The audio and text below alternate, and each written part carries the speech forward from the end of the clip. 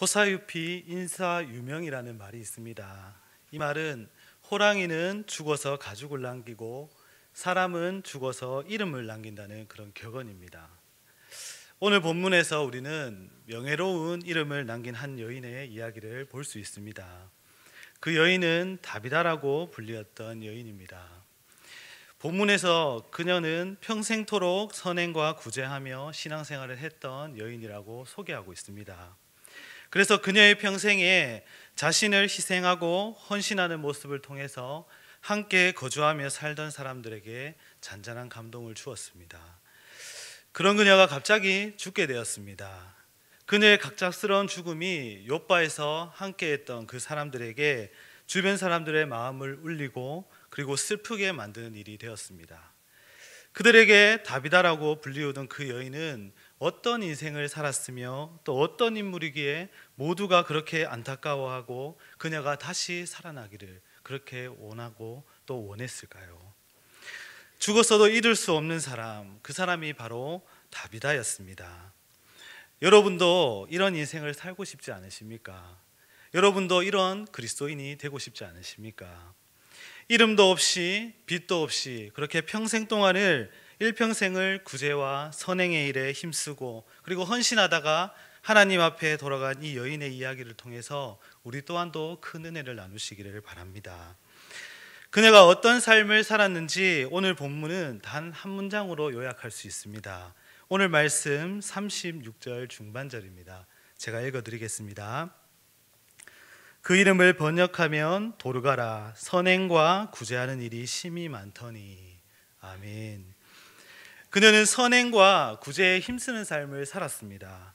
그녀가 하나님께 헌신하였던 방법은 뛰어나고 그리고 값진 물건이나 권력을 통해서가 아니라 그녀가 실천했던 구제의 방법은 정말 자그마한 것, 바느질이었습니다. 재능이라고 보기에는 너무나 애매합니다. 여인이라면 대부분이 너무나 바느질을 잘하고 있지 않습니까? 그런데 그녀는 한 바늘 한 바늘 옷을 지어주었을 뿐만 아니라 힘들고 지친 사람들을 위해서 마음의 옷도 지어주었습니다. 상처나고 찢겨진 마음도 꿰매어 주었을 것이고 누더기 된 그런 감정들 또한, 그리고 조각난 마음들도 꿰매어 주고 구겨진 마음은 다려주고 더럽혀진 마음은 새 옷처럼 만들어준 사람, 그 사람이 바로 도르가였습니다.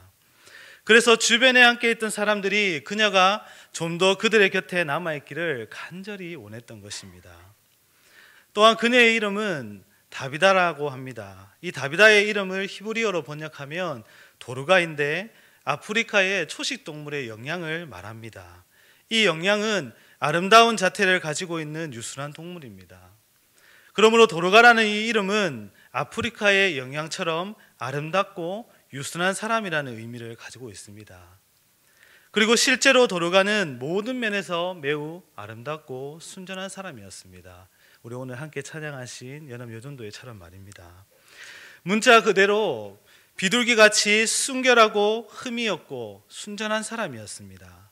즉 도르가라는 이름은 선행과 구제를 통해서 많은 사람들에게 은혜를 베푸는 아름다운 삶을 살아왔음을 우리에게 보여주고 있습니다.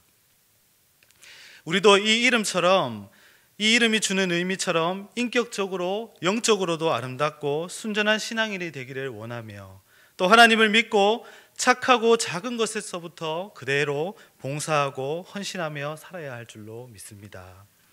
하나님을 경외하고 하나님의 자녀답게 선행과 구제에 힘쓴 이 도르가는 그 모든 것 위에 인간이 가장 할 수 있는 것, 곧 그리스도를 믿는 믿음을 가지고 있었습니다. 우리는 말씀에 근거하여 보면 그리스도로 말미암지 않고는 하나님께 나아갈 수가 없습니다. 하나님께 나아가고자 하는 자는 그리스도를 믿지 않고는 그렇게 할 수가 없습니다. 도르가는 이처럼 중요한 진리를 깨달았고 그리스도를 믿는 가운데 하나님을 경외하고 선행과 구제에 힘쓰며 자기 신앙을 온전히 이루어 갔습니다. 우리도 오직 그리스도를 믿는 가운데 하나님을 섬기고 또 바른 행실을 하는 온전한 신앙인이 되어야 합니다. 도르가가 선행과 구제하는 일을 열심히 함으로써 모든 사람들에게 존경을 받았습니다. 이것을 어떻게 알 수 있습니까?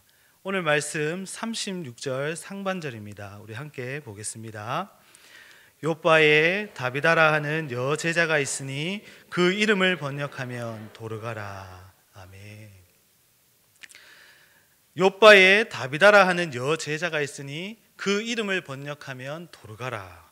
이렇게 말을 하고 있습니다. 도르가가 사람들로부터 여제자 곧 그리스도의 여제자라고 칭함을 받고 있었던 것을 보면 우리는 그것을 통해 알 수 있습니다. 지금은 우리가 이 제자라는 말을 너무나 쉽게 사용합니다. 그리고 자연스럽게 사용합니다. 그러나 당시에 제자라고 칭함을 받은 사람은 지금과 사뭇 다르게 칭함을 받았습니다. 누구나 받을 수 있는 직책이 아니었습니다. 제자라고 하면 예수 그리스도의 삶과 정신과 그 십자가의 길을 내가 가겠다라는 그 선한 의지와 그리고 강한 의지가 그 안에 내포되어 있는 것입니다.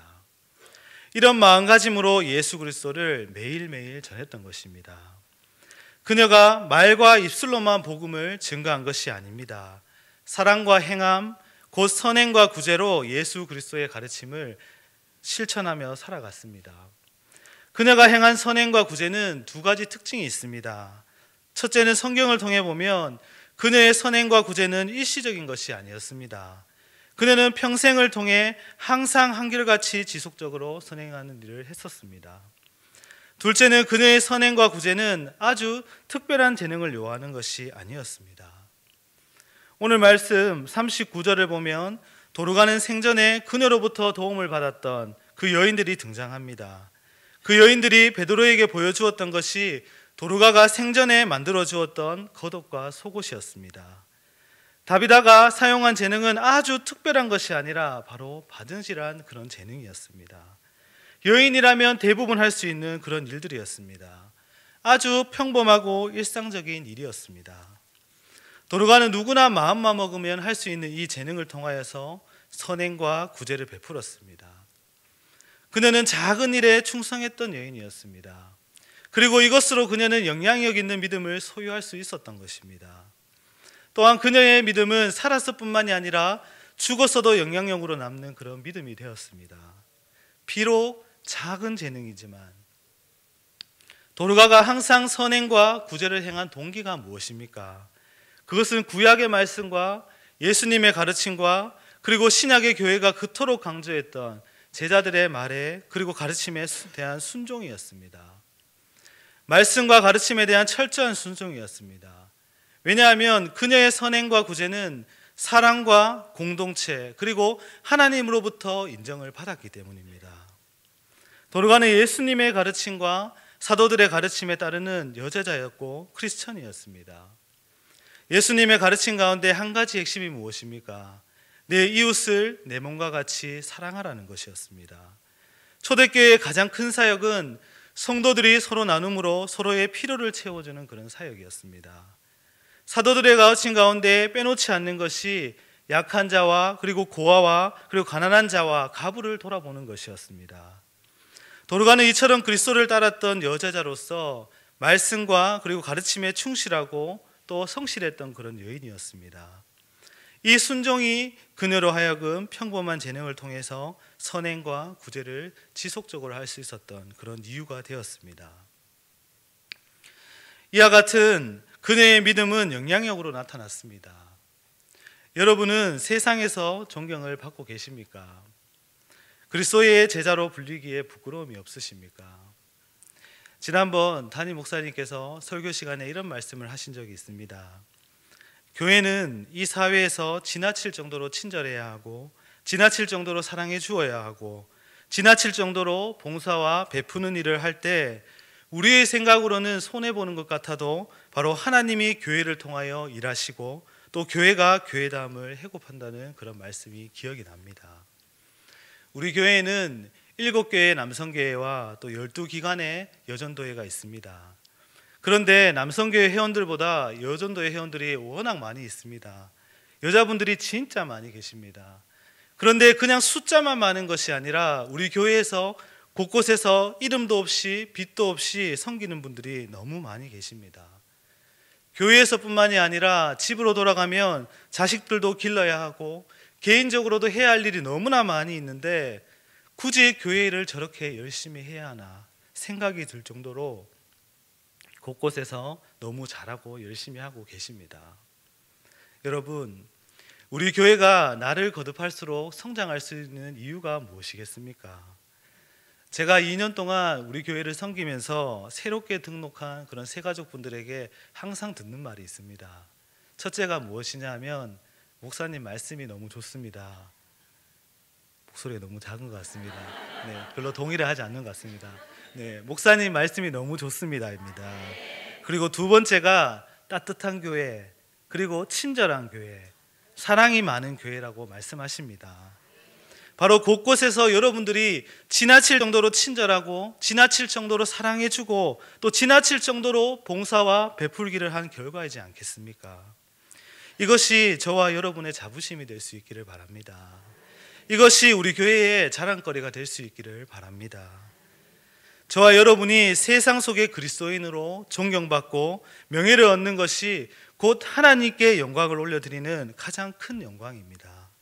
그러므로 더욱더 주님의 사역에 힘을 쓰는 오늘 연합여전대회와 성도님들 되시기를 바랍니다.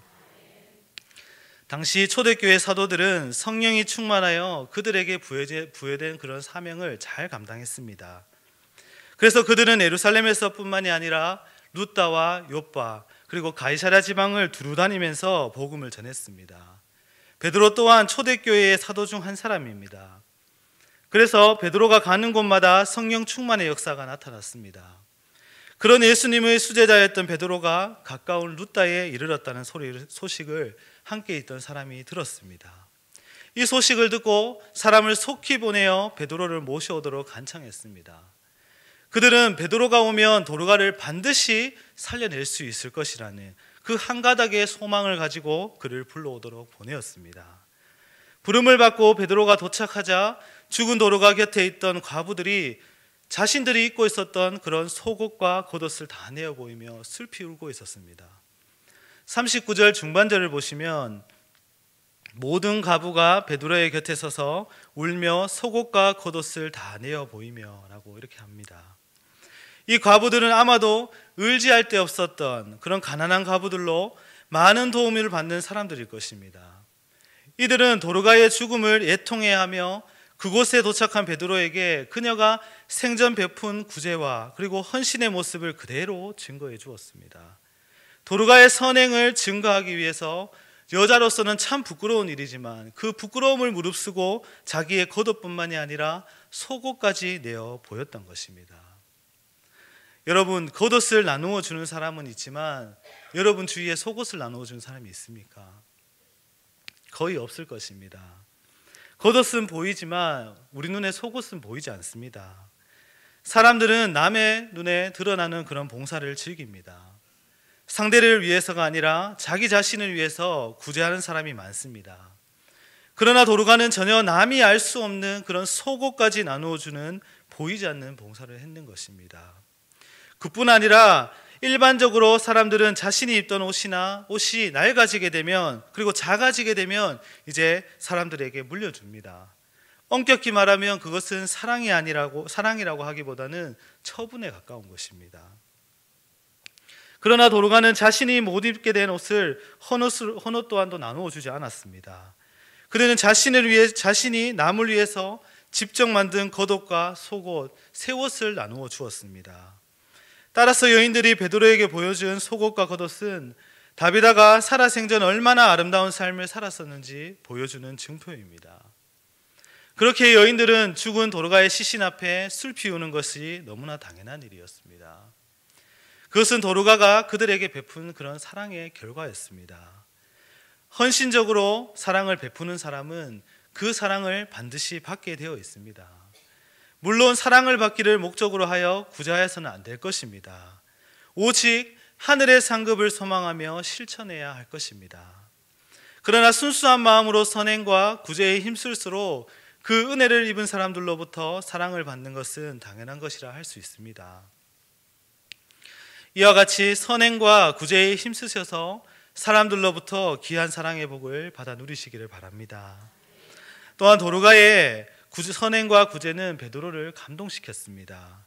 베드로는 하나님께서 기적을 베풀어 주실 것을 위하여 간절히 기도하고 결심했습니다.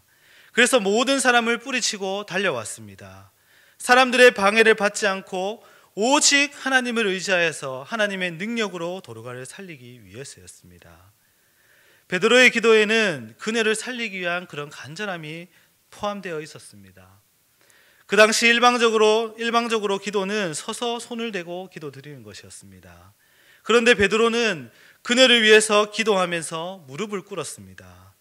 이것은 그녀를 살리려는 베드로의 기도가 그만큼 간절함을 보여주는 것입니다. 그리고 베드로의 믿음으로 다비다야 일어나라 선언하였습니다. 그리고 하나님께서 그의 기도를 들으셨고 도르가를 다시 살려주셨습니다. 여러분, 도르가가 이렇게 다시 산 것은 결코 우연이 아닙니다. 물론 그녀가 다시 살아난 사건은 하나님의 살아계심을 확증하는 사건이며 복음 전도에 매우 큰 역할을 하였을 것입니다. 그러나 그것이 전부가 아닙니다. 그녀의 아름다운 행실을 기억하신 하나님께서 그녀에게 은혜를 베푸시고 또 생명의 회복을 다시 시켜주신 것입니다. 여러분은 잃었던 생명을 다시 찾는 것보다 더 큰 은혜가 어디에 있겠습니까? 이 세상에 그것보다 더 큰 은혜는 없을 것입니다. 그것은 우리 인간이 얻을 수 있는 가장 큰 은혜입니다. 이 은혜는 그녀가 많은 사람들에게 선행을 베풀었기 때문에 받은 은총입니다. 주님이 보여주셨던 행함이 있는 믿음을 통해서 하나님으로부터 큰 은혜와 상급을 얻게 된 것입니다. 비록 눈에 보이지는 않을지라도 모든 것을 보시는 하나님께서 우리들이 베푸는 모든 선행을 기억하시고 다 갚아주실 것입니다. 오늘 말씀을 맺겠습니다. 도르가는 살아생전 그리스도의 여제자로서 그 이름에 부끄럽지 않게 선행과 구제에 힘쓰는 삶을 살았습니다. 그 결과 그를 아는 사람들에게 존경을 받았고 특히 그의 도움을 받은 사람들의 사랑을 받았습니다. 뿐만 아니라 그로 인해 자신의 생명을 다시 얻는 큰 은혜를 받게 되었습니다. 이제 저와 여러분이 도르가의 인생을 본받아서 그리스도의 제자로 부끄럽지 않게 선행과 구제에 힘쓰셔서 세상의 빛과 소금의 역할을 할 뿐만 아니라 존경과 사랑을 받고 많고 적음에 상관없이 주님께서 허락하신 것으로 최선을 다해 맡겨진 사명을 위해서 그대로 힘쓰시고 또 애쓰시는 그런 연합여전도회와 우리 성도님들 되시기를 간절히 바랍니다. 우리 함께 기도하겠습니다. 사랑의 하나님, 우리 인생이 누군가에게 기억이 남는다면 세상에서 인정받는 인생이라 할 것입니다. 그러나 우리는 하나님이 인정하시고 기억하시는 삶을 살기를 원합니다. 오늘 명예로운 이름을 남긴 도르가처럼 우리 연합여전도회와 주님의 백성들이 주께서 지고 가신 그 십자가의 사랑과 은혜에 감격해서 지극히 작은 자 하나에게 주님께 하듯 사랑하며 나누며 섬기며 베풀며 살아가게 하여 주시옵소서. 그리하여 오늘 도르가처럼 살아서뿐만이 아니라 삶을 마친 후에도 하나님께 영광을 돌리고 많은 사람들에게 십자가의 사랑과 은혜를 전하는 축복의 통로로 쓰임받게 하여 주시옵소서. 2019년을 주님을 위해 헌신하며 살기를 결단하는 연합여전도회를 축복하시고 모든 일에 주님과 동행하며 주님께 인정받는 연합여전도회와 주님의 백성들 되게 하여 주시옵소서. 기도를 들으시고 능력을 베풀어 주시는 예수님의 이름으로 기도드립니다. 아멘.